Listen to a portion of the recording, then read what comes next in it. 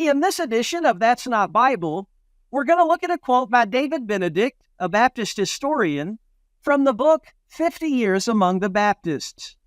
On page 286, Benedict says, and I quote, "The term Reverend, now in such common use among our people and all other parties, was generally very offensive to Baptists of the old school, and was seldom employed by them in common conversation, in letter inscriptions, or in any other way.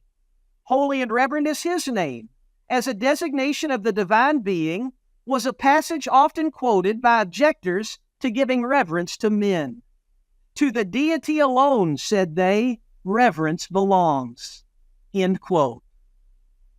David Benedict said that Old School Baptists objected to the term Reverend.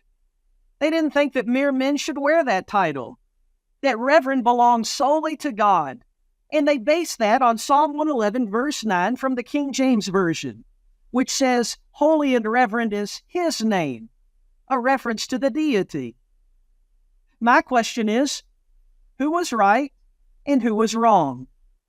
Old School Baptists opposed the title Reverend for men, but many modern-day Baptists have no problem with it. Who's right and who's wrong? The truth is, Jesus condemned all religious titles in Matthew chapter 23. Men ought not to wear religious titles in the church.